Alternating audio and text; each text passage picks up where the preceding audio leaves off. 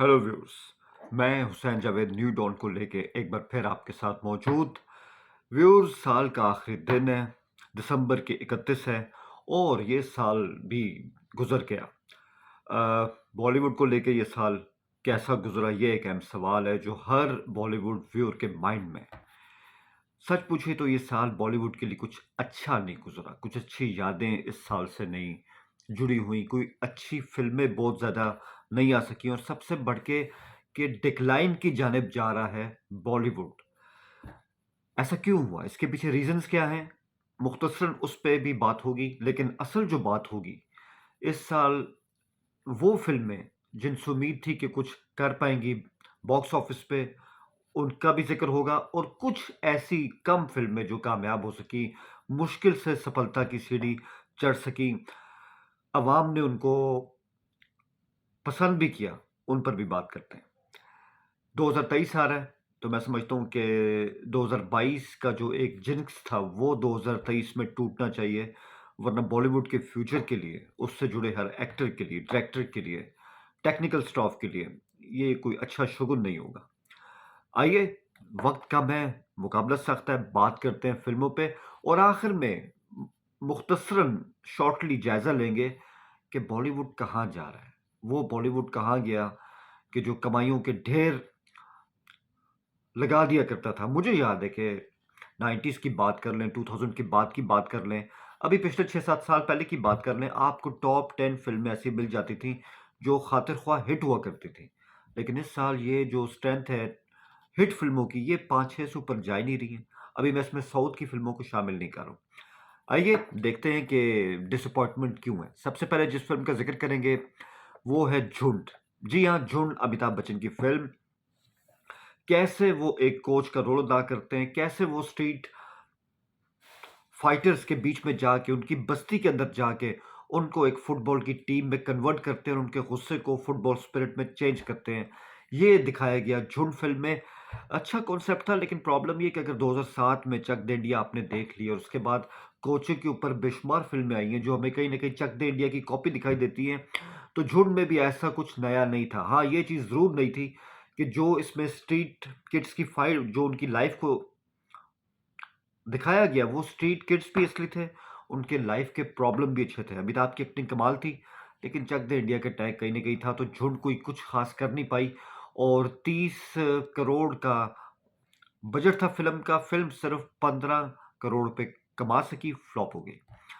भेड़िया, वरुण धवन की फ़िल्म, कहीं न कहीं आपके माइंड में आता है कि यार वेयरवुल्फ, भेड़िया, ये सब कुछ, ये तो हमें वही ट्वाइलाइट का सागा, वो न्यू डॉन, वही सब कुछ दिखाई दे रहा है। और उसको इंडिया के अंदर इंडिया के उसको इंडियनाइज़ करना एक हद तक, ये कुछ चीज़ जमी नहीं है और यही वजह है कि भेड़िया 80 करोड़ का बजट था, 64 करोड़ पे कमा सकी और एक डिज़ास्टर फ़िल्म साबित हुई। लोगों ने वेयरवुल्फ को इंडिया के अंदर बिल्कुल इग्नोर कर दिया। शमशेरा, रणबीर कपूर की फ़िल्म, संजय दत्त फ़िल्म के अंदर थे और बजट बहुत बड़ा था, विजुअल इफ़ेक्ट्स फ़िल्म के अंदर थे और वही थी कि अंग्रेज़ों का है दौर और वो पूरी कहानी थी। लेकिन जब आप इस फ़िल्म का ट्रेलर देखते हैं, आपको समझ वहीं पे आ जाती है कि इसमें रणबीर कपूर के 2 पार्ट्स हैं और कोई कहानी में नयापन नहीं था और ये फ़िल्म जो थी, ये ऊंधे मुँह बॉक्स ऑफिस पर गिर पड़ी। आप देखें कि 150 करोड़ का इसका बजट था और 40 करोड़ पे कमा पाई। तो शमशेरा, जिससे उम्मीदें भी थीं, वो बिल्कुल जमी नहीं और रणबीर कपूर को एक एक्शन हीरो के तौर पे व्यूअर्स ने बिल्कुल मुस्तरद कर दिया। सम्राट पृथ्वीराज, अक्षय कुमार, और आप जानते हैं कि एक हिस्ट्री को रिक्रिएट किया जा रहा है या आप कह लें कि डिस्टॉर्ट किया जा रहा है या जो भी कह लें, तो अक्षय कुमार पे आजकल जुनून है इस तरह की फ़िल्मों में काम करने का और सम्राट पृथ्वीराज भी हमारे सामने आई और हमने देखा इस फ़िल्म का हशर वही हुआ जो उससे पहले पानीपत का हशर हुआ था, जो उससे पहले और भी कई हिस्टोरिकल फ़िल्में आई थी, उनका हशर हुआ था। तो प्रोफ़ेसर चंद्र ने इसके मकालमे लिखे, इसकी स्टोरी लिखी, अक्षय कुमार ने पृथ्वी सम्राट का रोल किया, बट अफ़सोस कि ये फ़िल्म जो थी वो एक हेवी बजट के बावजूद फ्लॉप हो गई क्योंकि अक्षय कुमार असल सम्राट पृथ्वीराज की धाकड़ जैसे अपीयरेंस कहीं भी साबित कर ही नहीं सके और फ़िल्म बिल्कुल ही हमें बेसुरपा लगती है। संजय दत्त भी इस फ़िल्म को बचा नहीं पाए। और हम देखते हैं कि ये जो फ़िल्म थी अ, हिंदू फ़िलॉसफ़ी के हवाले से थी और सम्राट पृथ्वीराज का एक बहुत बड़ा ऑरा है। ये फ़िल्म बिल्कुल भी उसको जज नहीं कर पाई और फ्लॉप हो गई। और अब ये देखें कि सम्राट पृथ्वीराज 250 करोड़ का बजट और फ़िल्म कमा पाई 68 करोड़। Obviously disaster film. लेकिन अक्षय कुमार फिर भी शिवाजी में काम कर रहे हैं दोबारा से प्रोफेसर चंद्र के साथ ही काम कर रहे हैं। तो लेट्स सी देखते हैं कि पृथ्वीराज की गलतियां कहीं शिवाजी में दोबारा ना आ जाए, तो अक्षय कुमार को बड़ा सोचना होगा इस बारे में। फिर रनवे 34, अजय देवगन, अमिताभ बच्चन, एक प्लेन का ड्रामा, यानी कि प्लेन है वो क्रैश हो सकता है, उसको क्रैश लैंडिंग करना पड़ी अगेंस्ट ऑल ऑड्स। पायलट के तौर पे उनको उनको सेव कर लिया अजय देवगन ने, लेकिन फिर उनकी क्रॉस एग्जामिनेशन होती है अमिताभ बच्चन के हाथों। तो कहीं ना कहीं आपको सल्ली माइंड में आती है, टॉम हैंक्स माइंड में आते हैं, और टॉम हैंक्स 2022 में पता नहीं बॉलीवुड में छाए क्यों हुए हैं। लाल सिंह चड्ढा में भी टॉम हैंक्स की छाप है, रनवे 34 में भी कहीं ना कहीं वो था, कॉन्सेप्ट अच्छा था। बट सवाल वही है कि मुसलसल जरा थी फ़िल्म के अंदर, और कहीं न कहीं फ़िल्म में आपको बोरियत भी फ़ील होती है। और वही मैंने कहा, अगर आपके माइंड में सल्ली, आपने टॉम हैंक्स की सल्ली देखी है, तो आप रनवे 34 आई मीन क्यों देखेंगे? और फ़िल्म का 80 करोड़ का बजट था, 32 करोड़ पे सिमट गई फ़िल्म, बिल्कुल लपेट ली गई।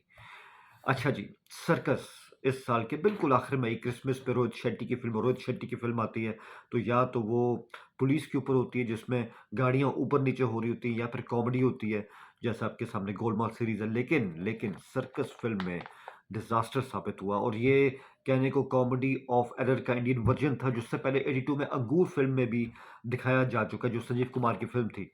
यार शेट्टी साहब, अगर आपसे कॉमेडी ऑफ एरर को इंडियनाइज नहीं किया गया, तो अंगूर ही का रीमेक कर देते। कम से कम जो सर्कस के साथ हुआ है, जो पेन लोगों को मिला है, वो लोगों को ना मिलता। और Ranveer Singh, disaster year, disaster year. 115 crore का बजट और फिल्म 20 करोड़ कमा पाई, तो इससे आप अंदाजा लगा सकते हैं कि क्या हो रहा है बॉलीवुड के अंदर। थर फिल्म, अनिल कपूर के बेटे यशवर्धन की फिल्म, जो नेटफ्लिक्स पर रिलीज हुई जून में। थर मतलब एक राजस्थान का कॉन्सेप्ट था, सब कुछ था। इस फिल्म में याद रखी जाने वाली बात सिर्फ अनिल कपूर हैं, जिन्होंने एक इंस्पेक्टर के रोल में ज़बरदस्त एक्टिंग की। डिसअपॉइंटमेंट रही फिल्म, स्टोरी में बहुत झोल थे, कोई कॉन्सेप्ट नहीं था, और इतनी हैप हैज़र्डली एंडिंग थी। तो रिवेंज भी था, और कहीं न कहीं इसमें बहुत ज़्यादा हसास सीन भी थे। फिल्म फ्लॉप हो गई, और यशवर्धन को बहुत कुछ सोचना होगा दोबारा से अपने आप को बॉलीवुड में लाने के लिए। अटैक, जॉन अब्राहम, कुछ सालों से उन पे एक भूत सवार है कि वो बॉलीवुड के सबसे बड़े एक्शन हीरो हैं। वो एक रॉ एजेंट का, एक इंडियन आर्मी ऑफिसर का रोल बेहतरीन कर सकते हैं। मुसलसल एक्शन किए जा रहे हैं। अब इन फिल्मों में एक्टिंग की गुंजाइश कहाँ होती है? एक्टिंग कहाँ थी इन फिल्मों में? वही पार्लियामेंट पे अटैक, वही उन्होंने दोबारा से एक एजेंट के तौर पे जॉन अब्राहम ने अपना एक्शन दिखाया, तो फिल्म चल नहीं पाई। उनका अटैक जो था, वो ऑडियंस ने रिपल्स कर दिया। और अटैक फिल्म जो थी, 100 करोड़ का बजट और 16 करोड़ पे ही बिल्कुल लपेट ली गई। तो जॉन अब्राहम को सोचना होगा, यार बहुत हो गया एक्शन हीरो। फिर उसके बाद ब्रह्मास्त्र, एक ऐसी फ़िल्म जो हिंदू माइथोलॉजी के ऊपर थी, एक ऐसी फ़िल्म जो विजुअल इफ़ेक्ट्स और 2 दुनियाओं के तालमेल का नतीजा थी। एक ऐसी फ़िल्म जिसकी कहानी ज़ोरदार थी। हर सीन के बाद आपको एक ज़बरदस्त किस्म का ट्विस्ट टर्न मिल रहा है। क्लाइमेक्स बहुत अच्छा था। अमिताभ बच्चन, रणबीर कपूर, आलिया भट्ट, एक आइडियल कास्ट, और ज़बरदस्त फ़िल्म थी। उसको पार्ट 1 डिक्लेयर किया गया। मगर हम देखते हैं कि 430 करोड़ रुपए की खतीर रकम से ये फ़िल्म तैयार की गई, और 256 करोड़ पे ही सिमट गई। और 256 करोड़ में सिर्फ इंडिया का उसमें कलेक्शन नहीं आता है, इसमें सैटेलाइट राइट्स के पैसे भी डाल दिए गए, ओवरसीज़ को भी सारे कलेक्शन डाल के 256 तक गई है। तो फ्लॉप फिल्म हुई। अब पता नहीं इसका पार्ट 2 आना है या नहीं आना है। अलबत्ता शाहरुख खान के कैमियो की इसमें तारीफ की गई, और फिल्म के बिजनेस से हटके जो रणबीर कपूर ने एक्टिंग की, जो आलिया भट्ट के साथ उनकी केमिस्ट्री थी, वो लाजवाब थी। राम सीतु, अगेन अक्षय कुमार, जो आजकल हिंदू फिलॉसफी और माइथोलॉजी के ऊपर जोर दे रहे हैं, प्रोफेसर चंद्र उनके हाथ लग गए हैं। राम सीतु पे उन्होंने काम किया, जो साउथ की फिल्म का रीमेक था। श्रीलंका में भी इस फिल्म की शूटिंग की गई, और ये फिल्म जो थी, एक प्रोफेसर के तौर पे, एक रिसर्च बेस्ड फिल्म के तौर पे इसको लिया जा रहा था, मगर रिसर्च कम थी, मजाक फिल्म में ज्यादा था। अक्षय कुमार का गेटअप उससे ज्यादा रेडिकुलस था। और प्लस आप इसमें देखें, कमजोर कहानी, मकाल में बिल्कुल फुसफुसे किस्म के थे। जैकुलिन फर्नांडिस, एक भर्ती की एक्ट्रेस, कोर्ट रूम ड्रामा आखिर में अच्छा था मगर मज़ीद बेहतर हो सकता था। तो राम सेतु दिवाली पर आई मगर कोई फ़ायदा दिवाली को उठाया नहीं, जैसे सर्कस ने क्रिसमस का फ़ायदा नहीं उठाया। और 150 करोड़ के बजट की फ़िल्म 92 करोड़ रुपया कमा सकी। तो अक्षय कुमार तो इस साल डिज़ास्टर ईयर रहा उनके लिए। विक्रम वेदा अगेन एक रीमेक फ़िल्म जिसमें ऋतिक रोशन और सैफ अली खान ने एक्टिंग की। क्लाइमेक्स बेहतरीन, स्क्रीन प्ले फ़िल्म का शानदार था, एक्शन के मनाज़िर बहुत थे, मकालमे फ़िल्म के अच्छे थे और ऋतिक रोशन फ़िल्म का इसमें आप कह लें कि गोल्ड था वो। इस फ़िल्म में अगर कोई गोल्ड था, ऋतिक रोशन थे। बेहतरीन फ़िल्म, लेकिन वही बात है कि बॉक्स ऑफिस पे 175 करोड़ की लागत से फ़िल्म बनाई गई, जो सिर्फ़ 78 करोड़ कमा सकी। लेकिन फ़िल्म बहुत अच्छी थी और रीडिफाइन किया है इस फ़िल्म के ज़रिए ऋतिक रोशन ने अपने आप को। गंगूबाई काठियावाड़ी, कमाटीपुरा आप जानते हैं कि रेड लाइट एरिया बॉम्बे का, और 70s 80s का दौर, उस दौर में इस फिल्म को दिखाया गया, सच्ची कहानी पे आधारित। तवाइफ के रोल में मैं कहता हूँ कि आलिया भट्ट ने अपनी ज़िंदगी की बेहतरीन एक्टिंग की। अजय देवगन का करीम लाला का रोल लाजवाब रहा, अगरचे वो कैमियो था। ज़बरदस्त फिल्म थी और वो फिल्म थी जिस पे सीटी बजती है सिनेमा के अंदर। एक पॉपकॉर्न फिल्म थी, ह्यूमन ड्रामा भी था, लेकिन फिल्म का म्यूज़िक कहीं न कहीं कमज़ोर था। हुसैन ज़ैदी इंडिया के सहाफ़ी जिन्होंने अंडरवर्ल्ड पे बहुत काम किया, उनकी किताब पे ये फ़िल्म जो थी ये इसका बेसिक आइडिया वहाँ से लिया गया। 180 करोड़ बजट, 129 करोड़ कमा सकी। इसके बावजूद ये फ़िल्म याद रखी जाएगी आलिया भट्ट की दमदार एक्टिंग के बायस। अब बात करें कुछ हिट फ़िल्मों का, ये तो एक फ्लॉप फ़िल्मों की सीरीज़ थी जिनसे बहुत उम्मीद थी।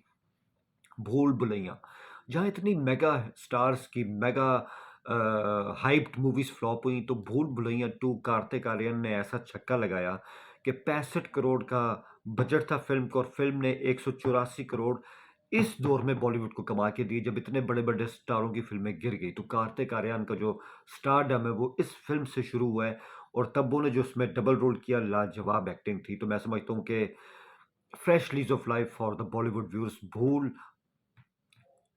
भुलैया 2।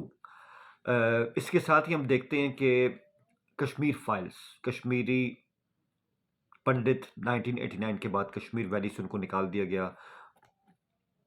डायस्पोरा पे फ़िल्म थी, उनको वादी के अंदर जो अटैक का सामना करना पड़ा, उसके ऊपर एक human drama, human angle, socio human drama था।